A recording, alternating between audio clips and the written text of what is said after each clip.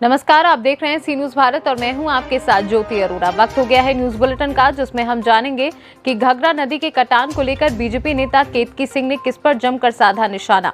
आजादी के 7 दशक बाद भी कहां के ग्रामीण बूंद बूंद पानी के लिए तरस रहे और कहां पत्रकार पर हुआ जानलेवा हमला। इन सभी खबरों को जानेंगे विस्तार से, तो आइए नजर डालते हैं इस वक्त की बड़ी खबरों पे।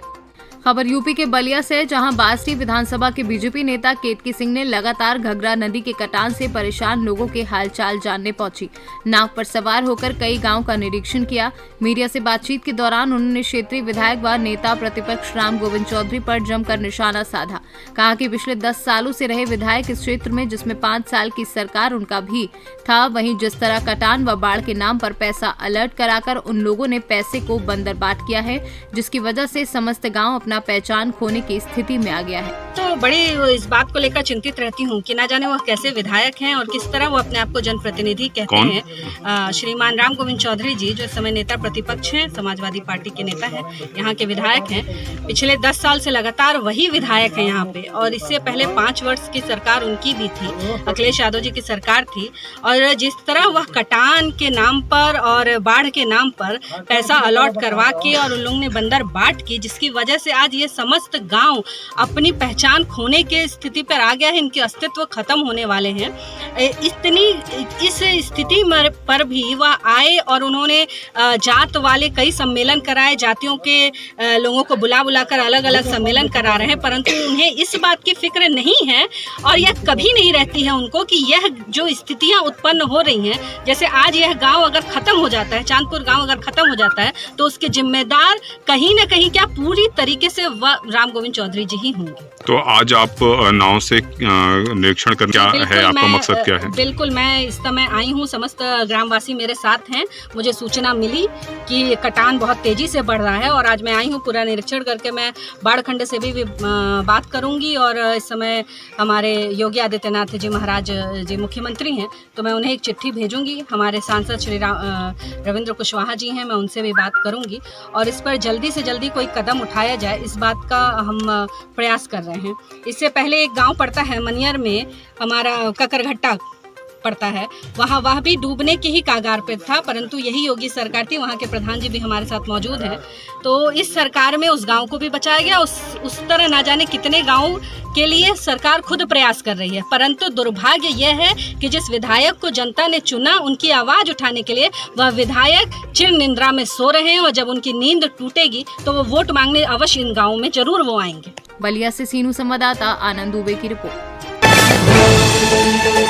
कांकेर जिला के अंतिम छोर ग्राम पंचायत छोटे बिटिया का आश्रित गांव PV 94 आचिनपुर टेकरा पारा का है, जहां की इस गांव अंदरूनी क्षेत्र है और इस गांव में लोग अपने जीवन यापन के लिए पानी की जरूरत होती है। लेकिन इस गांव में पानी का इतना संकट है कि 25 से 30 परिवार, जिसमें 160-70 लोग अपने छोटे छोटे बाल बच्चों के साथ जीवन यापन करते हैं। और इस टेकरा पारा में एक ही हैंडपंप है, जिसमें पानी कम है और आयरन युक्त गंदा दूषित पानी है। आप कौन सा ग्राम पंचायत आता है वाला? छोटे बेटिया पहले था, अभी हाँ छोटे बेटिया पहले धर्मपुर था। आपका नाम क्या? मीना विश्वास। तो आप लोग यहाँ पानी नहीं मिल रहे क्या? नहीं। क्या समस्या है पानी का? पानी में अब पानी तो ज़्यादा ही कम है और पानी में आयरन ज़्यादा है। पानी खाने से बच्चे लोग बीमार होते हैं और पानी गंदा भी है, बहुत गंदा है पानी। तो आपका सुबह तो एकदम लाल हो जाता है पानी। तो आप लोग कैसे इसी को पीते हैं कि फिल्टर करते हैं? इसी को पीते हैं। तो आप लोग बीमार नहीं पड़ते हैं बच्चे लोग? हाँ पड़ते हैं ना। तो आप जो खड़े हैं, तो पानी इतना लोग क्यों खड़े हैं यहाँ पे? वो नल में कम है पानी, इसलिए भीड़ हो जाते हैं। बहुत भीड़ हो जाते हैं। तो यहाँ पे कितना लोग आप लोग जीवन यापन करते हैं? तो अभी तो 110-15 तो हो गई। तो यहाँ से और नल कितना दूर में है? बहुत दूर है, 1-1.5 किलोमीटर। तो आपके यहाँ कितना फैमिली में एक नल है? अभी 15-20 फैमिली एक ही नल है। तो इस बारे में सरपंच सचिव से चर्चा नहीं किया आप लोग? सचिव लोग को बोलने से सचिव आते ही नहीं है, दिखता भी नहीं। और सरपंच महोदय नहीं आते? सरपंच वो अभी इलेक्शन के समय आते हैं, फिर नहीं आते हैं। तो आप लोग जो नल आप लोगों का पानी खराब है, इसके बारे में आप सरपंच को अवगत करवाए? हाँ करवाए। तो नहीं किया कुछ। तो सरपंच आप लोगों को क्या आश्वासन दिए? वो बोल रहे हैं आएगा, फिर सर्वे किया फिर बाद में नहीं आया। छत्तीसगढ़ से सीनू संवाददाता शुभो पाइक की रिपोर्ट।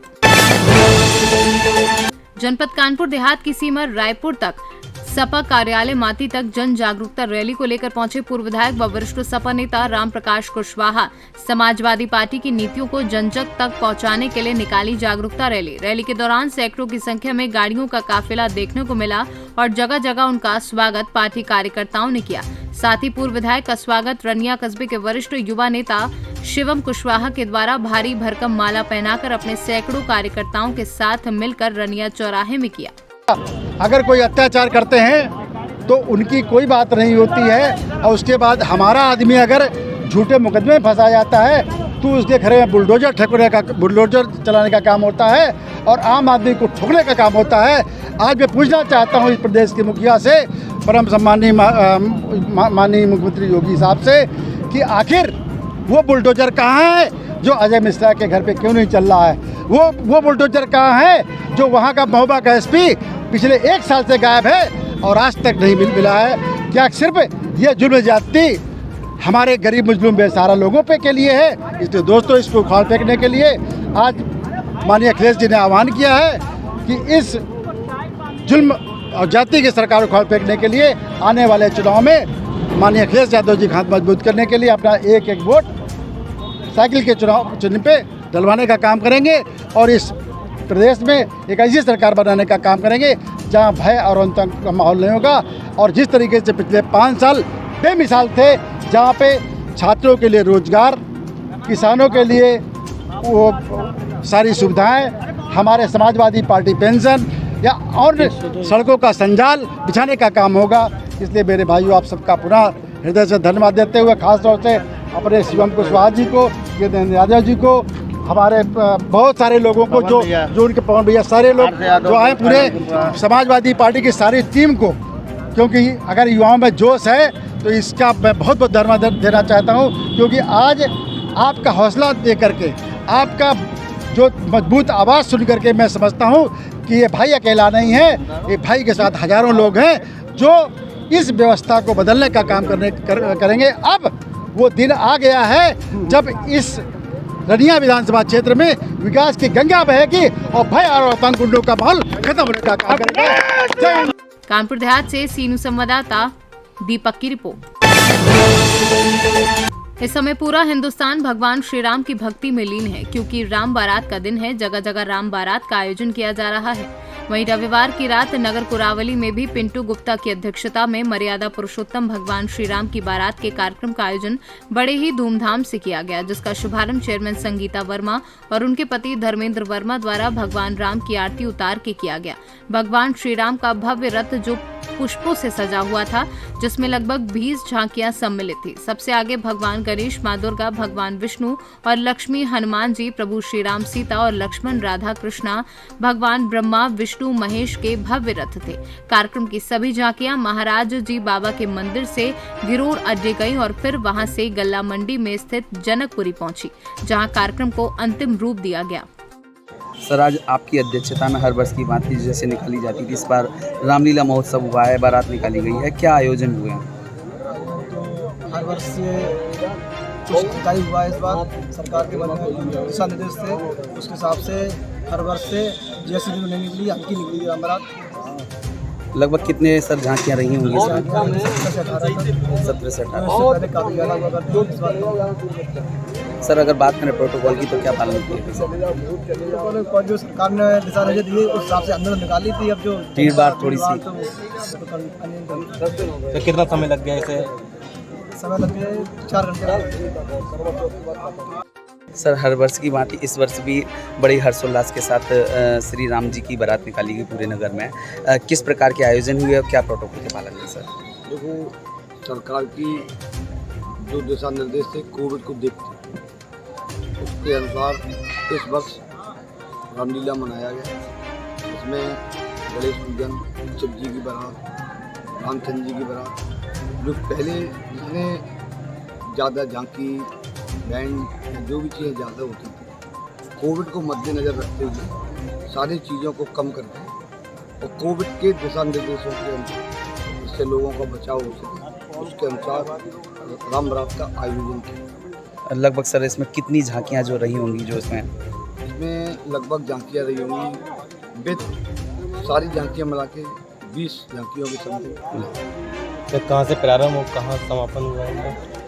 इसका प्रारंभ महाराज जी बाबा मंदिर से हर वर्ष वहीं से शुरू होता है। तो महाराज जी बाबा मंदिर से चालू हुई, ग्रोव रोड तिराहे तक गई, वहाँ से घूम जाती है, उसके बाद सदर बाजार आके और पुरानी जो गल्ला मंडी है वहाँ आके राम बारात का समापन होता है। मैनपुरी से सीनू संवाददाता जाजिब उमर की रिपोर्ट। शमशाबाद के नगला जामुनी निवासी 55 वर्षीय किसान लाखन सिंह रविवार रात 11 बजे खाना खाने के बाद अपने घर के बाहर खुले स्थान पे चारपाई डालकर सो रहे थे। परिवार के अन्य सदस्य घर में अंदर थे। रात में ही किसान ने लाखन सिंह की हत्या कर दी। सुबह 6 बजे परिवार के सदस्य जागे तब इसकी जानकारी हुई। लाखन सिंह का शव चारपाई पर लहूलुहान हालत में पड़ा था। उनके सिर से खून निकल रहा था, गले पर काला निशान था। इससे लग रहा था कि सिर पर धारदार हथियार से प्रहार करने के बाद हत्यारोपियों ने उनके गले को घोटा होगा। स्वजन ने चारपाई से शव को उठाकर फर्श पर रख लिया। इसके बाद घर में चीख पुकार मच गई। वहीं जानकारी होने पर सुबह 7 बजे पुलिस मौके पर पहुंच गई। डॉग स्क्वाड और फील्ड यूनिट को बुलाया गया। स्वजन अभी तक समझ नहीं पा रहे कि उनकी हत्या किसने की। आगरा से सीनू संवाददाता विनय की रिपोर्ट।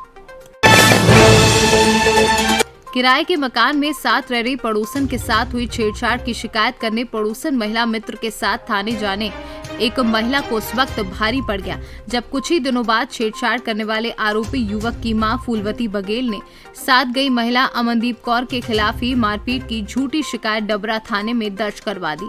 अब आरोपी बनी महिला अमनदीप कौर न्याय की गुहार लगाती थाने के चक्कर काट रही है। हालांकि मामला मीडिया के संज्ञान में आते ही डबरा एसडीओपी विवेक शर्मा ने मामले में जांच के आदेश दे दिए हैं। तो वही मारपीट के मुकदमे में आरोपी बनी महिला अमनदीप कौर की बात माने तो उसका कहना है कि जिस दिन उक्त घटना हुई है उस दिन वह घर पर थी ही नहीं। वह अपना इलाज ग्वालियर के जया रोग्य चिकित्सालय में करवा रही थी, जिसके उसके पास कागजात भी हैं। उसकी ये शिकायत झूठी की गई है। वह निर्दोष है। यही फरियाद लेकर वह डबरा थाने आई है। क्या नाम है आपका? ये डबरा थाने में आप आई हैं, क्या मामला है? क्या हुआ है? क्या नाम है? क्या हुआ है? वो मेरे पे 2 बार मेरी और मेरी बेटी के खिलाफ FIR हो चुकी है। जब भी मैं बाहर मतलब जांच के आवेदन दे चुकी हूँ, उसके बाद भी 2 बार FIR। किसने कराई है FIR? फूलवती बघेल भावना बघेल खुला। किस चीज़ की FIR कराई है? पहले मारपीट भी करवाई थी तो हमने उसमें आवेदन वगैरह दे दिया था। उसमें बच्चों के चोटें थी, इसलिए कोई चोटें भी नहीं थी। डॉक्टर ने भी ऐसा मेडिकल में लिख दिया। जैसा कि आपने बताया आपकी तरफ से भी उस पर पहले से मुकदमा कायम है। हाँ, वो एक महिला है, उस हमारे साथ मकान में रहती है। उसके साथ में छेड़खानी की थी उसके बेटे ने। तो उसको मैं छुड़ाने गई तो उसमें माँ बेटी ने ईंटें मारी, जिसमें मेरे पैर में चोट आई थी और मेरा पैर फ्रैक्चर हो गया था। अभी थाने आप किस लिए आई हैं, क्या बोला है आपसे?